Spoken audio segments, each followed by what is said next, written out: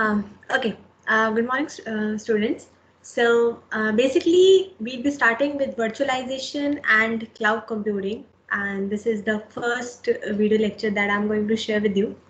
So, and I'm Astha Gaur, who will be teaching you this subject. Okay. Okay. So, before starting any subject, it's better to know the foundation of it. The point is like how it got started. Uh, we'll be studying about the historical evolution in the next lecture, but I'll just be telling you about cloud computing at a glance. Okay. Uh, Leonard Kleinrock in 1969, who was one of the chief scientists of ARPANET. Okay, ARPANET is basically the Advanced Research Project Agency Network, and he quoted this line, and I would like to share it with you. And it says that as of now, computer networks are still in their infancy, but as they grow up and become sophisticated, we will probably see the spread of computer utilities, which, like present electric and telephone utilities, will serve individual homes and offices across the country. So his vision, which he projected in 1969, it laid the foundation of what we later came to know as utility computing. So just like utilities like your electricity, water, and gas, right? These are being provided to you on a monthly basis. The point is like you are actually using them from a very long time, right? But you are not at all aware about who is providing you that, who is like how is it getting maintained at their end, right? You are just concerned with how much amount you are using it, right? And the amount of the product that you use, right, you are going to pay for it. That is pay per use basis. So the bill comes at your home and you pay for this amount of electricity, fine, or this amount of water you used. Similarly for the gas thing. So this is what is utility computing. His idea was that why can't we provide computing services like utilities, right?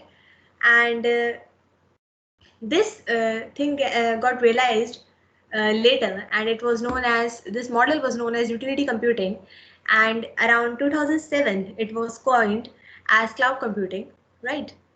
So now who coined this term cloud computing? It was coined by the person Eric Schmidt, and he was the person who coined this word cloud computing. Okay, anyways, um, as my presentation says, that it allows renting infrastructure, runtime environments, and services on pay-per-use basis, right? So this is the basic foundation of utility computing, or what we call as cloud computing. Like there are many different perspectives about cloud computing. They are different from the engineer's point of view. They are different from business point of view, and definitely different from end user's point of view. So one of the diffused views, it says that it's one of the famous viewpoints that I don't care where my servers are, who manages them, where my documents are stored, or where my applications are hosted. I just want them always available and access them from any device connected to internet, and I'm willing to pay for the service for as long as I need it, right? So this is the basic notion behind cloud computing. Okay, moving further, what is the vision of cloud computing? uh, it's been a buzzword since many years, okay, and definitely cloud computing has its own pros and cons, but right now I'll be focusing on pros. We'll be talking about drawbacks later, maybe, not to say drawbacks, better to say challenges later. Okay, we'll talk about it later, but anyways, since it's been in the industry for many years, so what is the vision? What do you think that can be done in the long run? One is that there at present there are a lot of legal and technological barriers in cloud computing. Okay, and one of the long-term goal can be we want a global market, right? That should be free from these technological and legal barriers. ठीक है. Secondly, we need a standard global cloud market. Okay, and at present I don't think so we have one. So this global cloud market is a place where mm, you'll be getting everything, okay, as you need.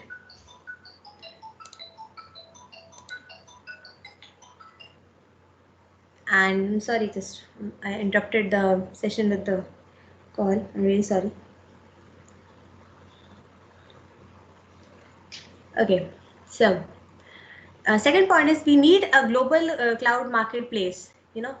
A standard marketplace where the service providers they can they can provide you their services, and at that point they can also increase their revenues as compared to now, because at present we don't have one standard market, we have many distributed. We have a scenario where the market is distributed at present. Okay, third point will be that you will be getting everything at a single click from your system at your home.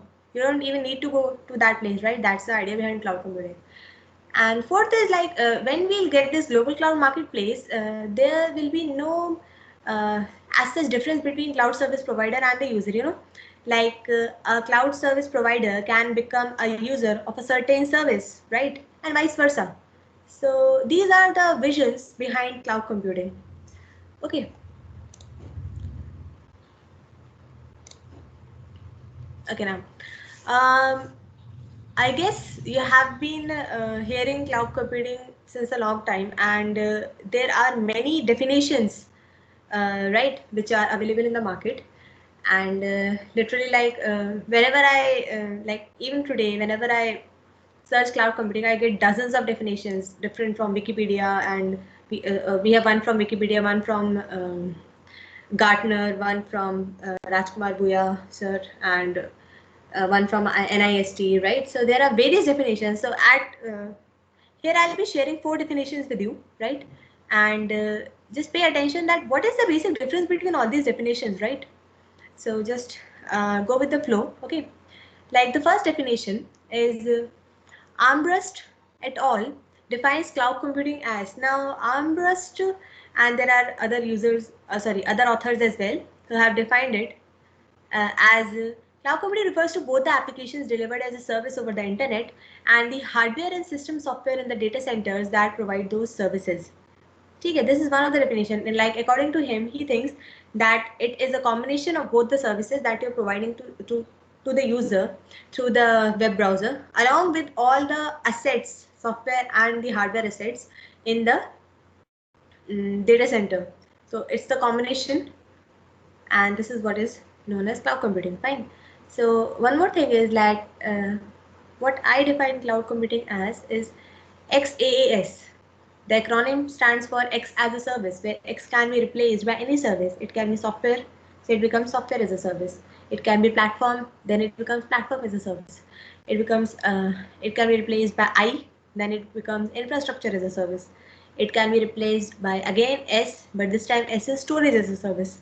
Um, then we have N, network as a service. There are various services, all type of services that you can provide to the user, but they have to be computing services. Fine.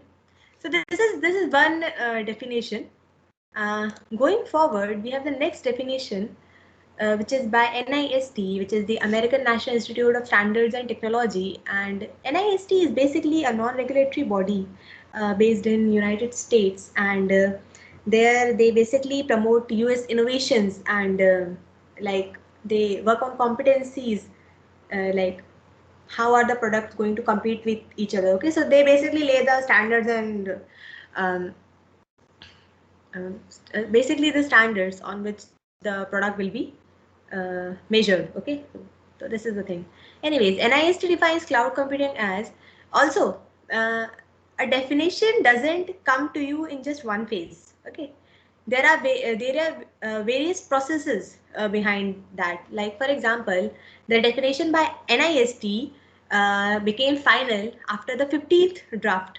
Okay, so like 15 drafts were made, they were discussed with the US government and in, like, okay, various researchers and everyone, like, And after the 15th draft, when they finally realized, okay, that like we'll stop here. This is the best definition that we can give to cloud computing, and we will make it available for public domain. So after the 15th draft, they finalized this definition, and it was made available for the public domain. Okay, so the definition by NIST says that cloud computing is a model for enabling ubiquitous, convenient, on-demand network access to a shared pool of configurable computing resources, for example, networks, servers, storage, applications, and services that can be rapidly provisioned and released with the minimal management effort or service provider interaction.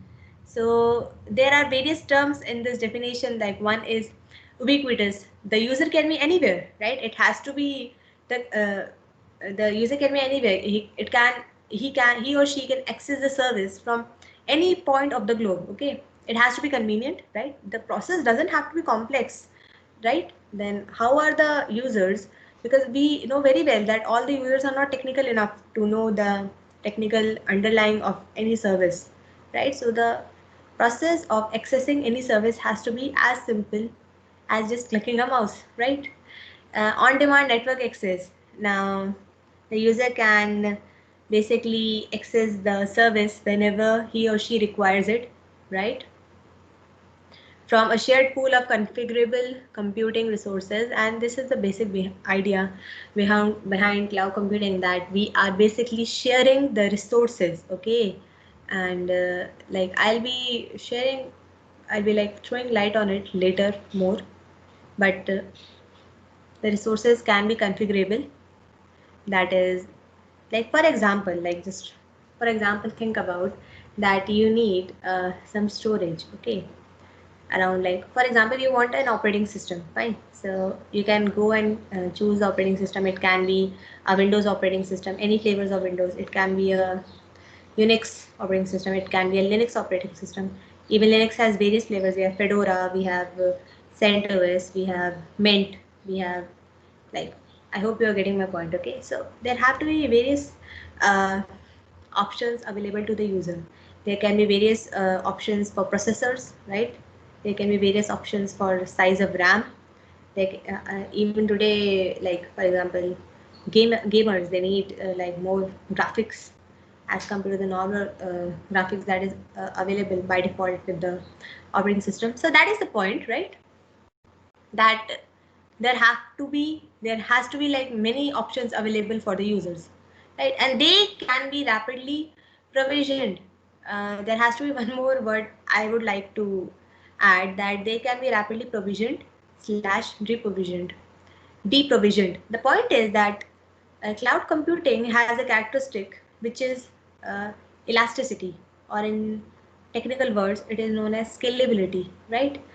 Like for example, there are various seasons in a year where the user requires certain service a lot more as compared to the other seasons. So at that time, the service provider has to be able to provide him more resources as compared to the other times. So that so the user has to be like satisfied, like the whenever he needs the service more as compared to usual, the provider has to provide him, fine. And when he doesn't need it, he just wants to release it, like come on, like this thing has to be a dynamic process. I hope you're getting my point.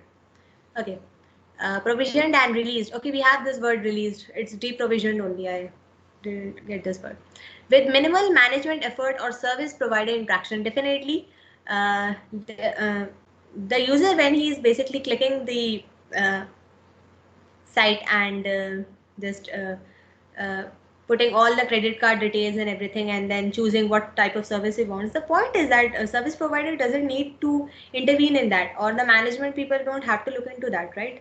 This process has to be that convenient for the user that like it should be like over in just some clicks of the mouse. That is the thing. Okay, coming on to the next definition. um, this is the model which NIST provides. Like according to them, they have divided the services. I'll be covering that later. Uh, they have divided it into like deployment models. We have service models. These are the service attributes, like, but we'll be covering them later. Okay. Okay. The next definition is, according to Rees, um, any service which has to be delivered in the cloud computing style, it has to have these three attributes.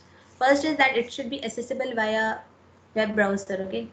That is the thing. You need internet to be able to access cloud computing. Fine. And the cloud, which is often shown in the diagrams, is referred to as internet by many people. As internet is available today in every part of the globe, right? So that is the only thing which will made available the service, right, through a web browser. Second is zero capital expenditure is necessary to get started. You don't need to invest anything. Okay, there are no upfront commitments to be borrowed by you. You know, there has to be zero capital to be invested by you whenever you want to access a service. Fine. Second, third, you pay only for what you use as you use it. This is what I say, that cloud computing follows the rule of pay per use basis, right? There will be regular monitoring, and according to that, billing will be done, right? So amount that you have used, you will be charged only for that, and that is one of the plus points of cloud computing. Rajkumar Bhuya is one of the famous authors for his one book, that Mastering Cloud Computing, and I have quoted here that book as a reference as well. Like in the last slide, you'll be seeing three references which I am using for the creation of my presentations. So like this, like Bhuya sir is very much famous for his contribution towards cloud computing, and according to him, he defines cloud computing as that a cloud is a type of parallel and distributed system consisting of a collection of interconnected and virtualized computers that are dynamically provisioned and presented as one or more unified computing resources based on service level agreements established through negotiation between the service provider and consumers. Okay, so according to him, these two terms are different. I hope you understand. Parallel and distributed system are different. Parallel system consists of just a one system having multiple processors. Okay, but distributed system consists of multiple computers which are distributed across the globe, and they are basically communicating along with each other through message passing. Fine, and parallel computing definitely.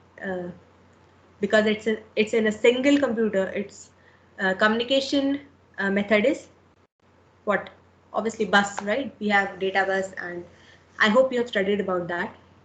So a cloud is a type of parallel distributed system, okay, which are dynamically provisioned. And okay, there's one more term which is service level agreements established between negotiation between the service provider and consumers. Now SLAs, or service level agreements, they are basically uh, analogy, like they are like insurance policies. Okay, like insurance, if you are able to relate to the word insurance policies, that if in case the provider does leak any of the critical information of the company, then the company can sue the provider based on the service level agreement. Okay, there are basic terms and conditions which both the parties have to agree before starting this process, right? Because at times the cloud suffers from security issues, and at that time SLAs are very handy, right? So this is the basic negotiation done between the service provider and the end user. So I hope you understood that we studied four definitions right now, and all the four definitions were actually throwing light on different things. Like according to Rajkumar Bhuya, so he said that he quoted the term SLAs, right? And according to Rees, they basically gave certain criteria for how we have to like identify any service, because there are various services available in the market, but how are they falling in the cloud computing era, right? NIST, it's one of the standard definitions and definitely made after 15 drafts. So anyways, all the four definitions are different, and I hope you have understood what they are actually trying to say. Now, the next slide throws light on the word cloud. Now, whenever we think about the word cloud, there are basically two terms which have to be considered. First is abstraction and virtualization. Okay. Now, abstraction, I think you know about the word abstraction because you must have studied C++, right? So basically, abstraction is the user is not aware of. Just give me a second.